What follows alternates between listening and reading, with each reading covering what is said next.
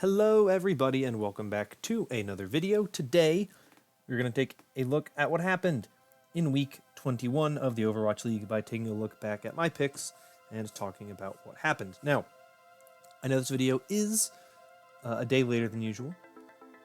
Two reasons. One, I had a very busy weekend. I did not have time to watch all of the Overwatch League matches during the weekend, so I was spending some time yesterday catching up, watching what happened, figuring everything out. The other thing is, I've gotten some recent feedback on some videos that I wanted to try to implement with some videos, so this one's going to look a little different than what I normally do.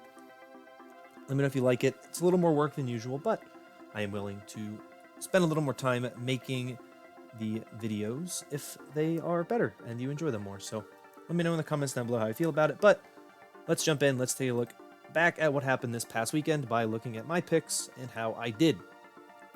Here is my pick list. 2-0 in big pick games, 10-3 overall. Pretty good weekend for me. So let's jump in and start with Saturday. Charge beating the Hunters. Not really a huge surprise there. I expected this to go that way. It was a little closer than I expected, but ultimately that was the way that I expected it to go. Charge, I think, looked very good. They look like one of the top teams in Asia right now. I'd say they're the number 2 team in Asia right now. They're playing pretty consistently, which is something that I didn't think they were doing at first. Now I do think they're playing much more consistently, and I think they're a dangerous team. I think they are better than most of the teams in the region, and they are a team to really look out for in the APAC tournament. The Hunters are the bottom seed going into Asia. A little spoiler for the future. They are not looking that great.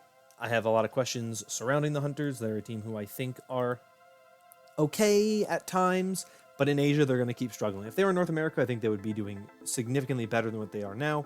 But seeing as they are in Asia, that's what you have to base it on. And I think they're going to keep struggling as long as they have to play some of these really good teams out in Asia. Moving on, we have the Shanghai Dragons, who took down the Seoul Dynasty in a 3-1 match. What I didn't know is that the Shanghai Dragons, when they play Lip Fleta, Fearless Void, Lee Jae-gon, Izayaki, they have lost one map this season, and it was against the Seoul Dynasty this past Saturday. That lineup of 6 has lost one map. That's insane. That is absurd. That shouldn't happen, but it has. The Shanghai Dragons are completely dominant. They are dominant in a fashion we have never seen before out of this Shanghai Dragons team, and arguably we've never seen before in general. Now, I think that the shock from last season were also very, very good, and the shock from this season looked very good as well, but the Shanghai Dragons right now are really, really good, and I'm excited to see a Dragons shock matchup potentially happening in the future. The Dragons, I think, are going to be the favorites going into the Asia tournament. They should be. They're the number 1 overall seed. The best team in Asia right now. And like I said, arguably the best team in the world. Seoul Dynasty, once again, are a dark horse team. Who knows how well they're going to do. They could do pretty well. They could do horribly. We don't know yet. They're an interesting team to look out for, but I'll talk a little more about them when I talk about Sunday's lineup of matches. The big shocker on Saturday was the Hangzhou Spark falling 3-0 to the London Spitfire. A huge win for London, because London was a team who were kind of up and down. They were inconsistent. There wasn't really a ton of great things coming out of them. They get a huge win over a Spark team that everybody thought was going to be really, really good going into this week, and the Spitfire shut them down. I said last week that I thought the thing that they needed to rely on was Bernard winning the tank duel, which I think he did 100%. And also they needed to get good performances out of Glister and Babel. We also saw Although play, and I thought all 3 of them really, really, really did a great job shutting down the Hangzhou Spark. It was a great series from the Spitfire. I think the Spitfire are showing that they are better than where their record suggests. I think if the Spitfire were in North America, they'd be doing significantly better. They'd be beating a lot of teams. You could argue that they're better than the Gladiators. You could argue they're better than, the Fuel, the Outlaws, the Defiant, definitely all of them. Beyond that, Justice, Titans, Uprising, you could argue they're better than all of those. I'd be curious to see how they match up to teams like the Reign and the Valiant and the Eternal. They're an interesting team, a really interesting team. I like what the Spitfire have been doing recently. I think they have a lot of really great players. When you look at the Spark in this matchup, it was disappointing. You have high expectations for the Spark roster after having a great weekend the previous weekend where they beat New York. They had a 3-2 series against the Guangzhou Charge, which didn't go their way, but it was very close. The Spark, to me, are becoming a team who knows how they're going to be. I think they're going to continue to improve. I don't see why they wouldn't continue to improve, but they're getting to a point now where the best they can do is 11-10. Barely over 500. If they lose one more game, they lose their winning record or their chance at having a winning record, and I think that's a bit dangerous for them. So, Spark, an interesting team to watch out for, but I'm a little disappointed in their performance. The Spitfire, very, very, very impressed by their performance. Moving on to North America for Saturday with the Florida Mayhem against the Houston Outlaws. Very close series, 3-2 win for the Mayhem, stopping the Outlaws' reverse sweep. This is a matchup we will get to see again this upcoming Friday, as these two teams will be facing off in the Summer Showdown. But this is an interesting series. I thought it was pretty good from the Outlaws. It wasn't incredible. They weren't perfect. They weren't flawless, but I thought they played well. And I think that the Mayhem are going to continue to get better and better. They had to slip up against the Valiant the previous week. And we'll talk about the Valiant here in a little bit as well. But I thought the Mayhem looked very good. I thought the Mayhem performed at a decently high level. I've been very impressed by BQB and Yaki as always. But I don't want to focus on them as much in this match. Because while I think it was a good match from them, I was very impressed by the Outlaws. And Dante said that something that they didn't do was they didn't really scrim the map that they played on map 5. And that's kind of what bit them and kind of ended their reverse sweep, was that they didn't scrim on that map. I think if you're the Outlaws and you get map picks and you know that you can make things go the way you want in this tournament, we're going to have a really good matchup. I think this is going to be a really great match. I love what the Mayhem and Outlaws series was. I think the Outlaws are only getting better. And the Mayhem are as well, but I think the Mayhem may have hit much closer to their ceiling than what the Outlaws have. I think the Outlaws are kind of surging up towards their ceiling, while the Mayhem are kind of slowly inching their way up to the very, very, very top of the ceiling. And it's very interesting to see these two teams match up. I'm curious if it'll be different the next time they play. But I think Hydration's looking a lot better on the main tank role. And of course, Dante's looking very good. I thought Blase looked interesting when he was playing. He looked pretty good at times. Wasn't great, but he looked good at times. I thought Linkser had a pretty good series. Wasn't a flawless series by any means from either side, but it was a good series and one that I think will be interesting to watch again this upcoming weekend. So I'll talk more about it when we get to that. My big pick for Saturday was the Dallas Fuel against the Toronto Defiant. This one I did not watch live, but I was following along and I was seeing that there was this really long delay because Cruz lost power. His entire apartment, like the entire town around his apartment, lost power. I was like, how in the world does this stuff happen? It's crazy, but it happens. This was what I did see of it after the fact. Pretty dominant performance out of Doha, and I thought Oniga looked pretty good at times as well. The Fuel are still a team who I'm very conflicted on. They have good performances, they have bad performances, they beat teams they should beat, they lose to teams they shouldn't lose to. You never really know. But they bounce back from their 3-0 loss to the Titans with a 3-0 victory over the Defiant. It's going to be really interesting to see how the Fuel perform in the Summer Showdown and how they perform after the Summer Showdown. We haven't seen Decay now in, I guess, 2 weeks.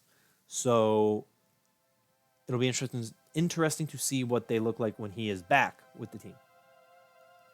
For the Defiant, I think that there's really not a whole lot to learn. They played about what I would have expected them to play. They played as well as I basically expected them to play. They are a team who I think need to look to revamp a bit in the offseason, bolster their roster a bit, add a little more talent, maybe some younger talent, because their team has a lot of veteran guys in many positions. So I'd like to see some changes come in from the Defiant in the offseason. But for now, I think that they are a team who are just kind of coasting right now. I think they have the ability to do better than what they are doing currently, but they have just not proven that. They have the talent. They're not living up to where I think that the expectations were for the Defiant. So I'd like to see some changes for them. But this series went about as I expected it to go. It was more one-sided than I expected it to be. I thought the Defiant would do better than what they did, but it was not the case. Moving on, we have the Vancouver Titans, who took on the Boston Uprising. This was an interesting one. I picked the Boston Uprising because I felt that the Uprising had more experience. They had been looking better recently. Obviously, the Titans have also been looking way, way, way better recently. They've been looking like a team who's actually pretty good. All things considered, for a team who was picked up about a month and a half ago, they've looked more cohesive. They've had better performances recently. They've won 2 matches in their last 3, beating the Gladiators and beating the Uprising. So I'm intrigued to see what the Titans do going forward. They're a very, very, very unique team, very interesting team. Was it the Gladiators they beat? I'm drawing a blank, but I think it was. Oh, it was the Dallas Fuel. I'm an idiot. I thought I just said that. Anyway, the Titans getting the win off of course, amazing performances out of Shockwave, but also KSA, who I think has also been a very good player for this team so far this season. I like what the Titans have done this season. There's not really anything that I think is too bad from them. They're a team who's obviously growing and learning, and you have to be a little more loose on them because of that. They are just now starting to play together. They still aren't even playing in the same place. They're all still spread across the world, so it'll be interesting to see what happens when the Titans are actually able to play on the same stage, play in the same house, whatever it is that they end up doing. I think it'll be really interesting. The Uprising, they're just a huge disappointment, aren't they? Oh boy, the Uprising are a disaster. They don't look very good.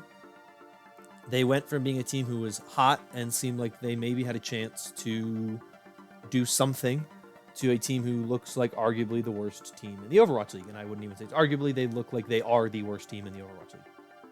They don't look good. They have looked abysmal all season. And even when they had this streak where it looked like they were on the rise, they crashed back down instantly and started to look atrocious again. So I don't have any faith in the Uprising. I don't think they look good at all. And they proved that even further when they lost in the play-in match that happened Sunday night after the Fusion Shock match. They lost to the Justice of all teams, who were arguably the worst team in the league before, and they made the Uprising look somewhat clown-like, which is difficult when you yourselves also look somewhat clown-like. But they made the Uprising look even bigger clowns, so kudos to them. The Titans, I think, are only going to get better. They have played 12 matches so far, so they have just barely played over half of their matches. They still could go positive. It's very difficult. They'd have to win at least 7 games of their next, 9? 7 of their next 9 to guarantee a positive record. So it's not many games that they can drop if they want to keep that up, but they're improving, and I think that it'll be interesting to see how they perform in the Summer Showdown. They're one of the top 4 seeds in the Summer Showdown, and I'll be curious to see how they perform. And I think that is really telling for them, because I think they've grown a lot, and I'm excited to see their growth as a team. A series that I did not think was going to be anything worth interesting and anything worth talking about is the Justice against the Gladiators. Yes, the Gladiators won, and it was a 3-1. It was a 3-1 in 5 maps. And it was a horrible, horrible, horrible performance from the Gladiators. They won in spite of themselves, not because of themselves. The Justice just also looked bad. It was not a good series. I really, really, really have my serious doubts about the Gladiators. More than I thought I would. I thought they were starting to look better. I thought the addition of Kevster would really help this team out, really make them a lot better. And I think it has made them better on paper. But they still have some of the same problems. And I'm starting to think that the problem never really was the flex DPS position. The problem always was maybe the main tank position, which has been inconsistent. You know, if you bring in Cloudy, you're only going to get a Reinhardt. OG, while he can play a lot of things, is struggling at times, more than it was maybe expected when they brought him in. And it was just not a good series to watch. Rialto in particular, I thought that the series was over. It was 1-1 after Rialto. Gladiators had one of the worst pushes in Rialto I've ever seen, which Rialto is an easy map to get kind of stopped on, so it's not the most surprising, but they looked bad to a Justice team that we've all thought looked bad. And the Justice, maybe they make some changes going forward, maybe they added some more players, who knows, but this was a rough series from the Gladiators. And while I think that the Justice have shown that they are improving and that they're starting to get things together, I think the Gladiators have peaked already, and I don't think it's very good. So I'm very, very concerned about this Gladiators team. I'm interested to see what they do, but it was a win that did not give me a lot of promise. Moving on to Sunday, the Shanghai Dragons beat down on the Hangzhou Spark. Was not a close series, but what would you expect? At this point, it was very one-sided. Spark, same problems. They were just getting abused by Lip and Fleta and Void, and they had really no answers. Even when they looked good, the Dragons were still setting records on them. It was rough. Seoul Dynasty beat the Chengdu Hunters. Good win from Seoul. Michelle played the whole series, if I recall correctly, and looked pretty good, playing mostly Sigma. Something that is important to note, because before this match, anytime Michelle, Slime, or Illicit had come in for the Seoul Dynasty, they had a whopping 0 map wins. Now, Michelle has won a series, playing Sigma the entire series, for the most part at least. And I thought it was good for them. It's good to be able to see that they are willing to try different looks, even if we don't see that look going into the Summer Showdown, even if it was against a team like the Chengdu Hunters, who are the weakest team in the region. The Dynasty have lost to this team. I think twice, maybe only once they've lost to them, but they've lost to them so far this season. And seeing them come out, bounce back, and have a good performance against a team, an Overwatch League team, still. It's not like it's a contenders team, still an Overwatch League team. Made me feel a little better about the Seoul Dynasty. I need to see how they perform in the Summer Showdown. I need to see some more consistency from them after the Summer Showdown. But the Dynasty, I think, may be starting to figure things out, but only time will tell for that one. The final Asia match on Sunday was the NYXL taking on the Guangzhou Charge. I felt like this game would be a good one, and it was. Guangzhou Charge winning it in 5 maps. I still have some problems with some of New York's compositions. I don't think they look very good on Dive. I don't think Hotba looks very good on Flex Tank ever. He has a couple of good series here and there. I think his Sigma's one of his better heroes, but even then he was getting completely outclassed by Krong. It's no wonder why the Charge got rid of Hoppa for Krong. I have not been impressed really at all this season by Hoppa's play. I would like to see Bianca get some playtime. It was interesting seeing Haksal come in and play the Brigitte, which I thought looked pretty good. His Brigitte stats are still one of the best in the league. But the Charge, I think, really won that Flex Tank duel, and I think that really hurt what the NYXL tried to do and wanted to do. The DPS had moments, I thought, especially when Haksal moved back over to DPS. He had some moments. Nene had some moments. SBB had some here and there, but I would like to see a more cemented New York lineup. They still do a lot of changing around of the DPS between Nene and Libero and SBB and Haksal. And I'd like to see some potential changes at Flex Tank. Season's almost over, and I still don't feel super confident in this team. I still feel like they are struggling in places they maybe shouldn't. So I would like to see a little more out of them, but for now, they're doing what they can, and it's not enough in the Asia region. I think they'll be better as a result of playing in the Asia region, but right now it's not enough. Guangzhou Charge still look very good. They still look very clean. Like I said, I think they're the second best team in the region. And I would expect them to match up with the Shanghai Dragons in the Summer Showdown finals. For me, one of the biggest surprises was the Paris Eternal pretty much dominating the LA Valiant. looking much better running Sparkle on these Genji comps. They're starting to figure out what they want to do, how they want to run it, and they looked very good against the Valiant. The Eternal, who I had been questioning if they were still a top 5 team in North America, in my opinion, cemented themselves as a top 5 team in North America, remaining at that top 5 spot because of how good their play was.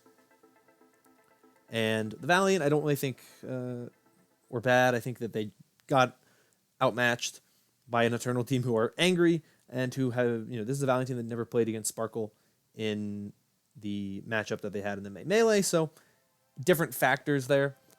First time I've really, really, really liked what Paris was running with Sparkle, and feel pretty good about both of these teams going into the Summer Showdown. I think both of these teams could be a threat, and they'll be interesting teams to look out for.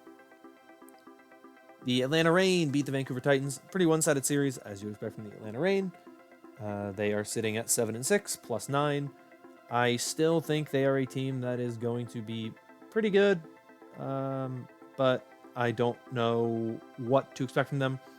They are a team who should have a better record than what they have now. They are better than the 7-6 record, but they haven't really been showing it. And I think that the Reign, as a team, are going to be interesting to follow going forward. I would like to see some more out of them.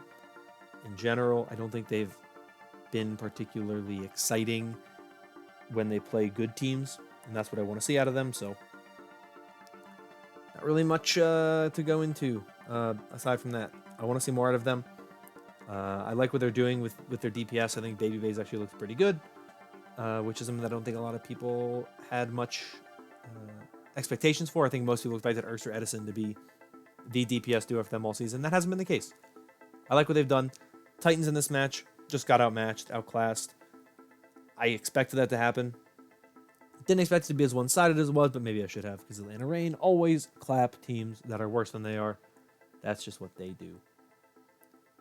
Final match of the weekend was a huge letdown, as the San Francisco Shock absolutely pummeled the Fusion. It was not even close. They,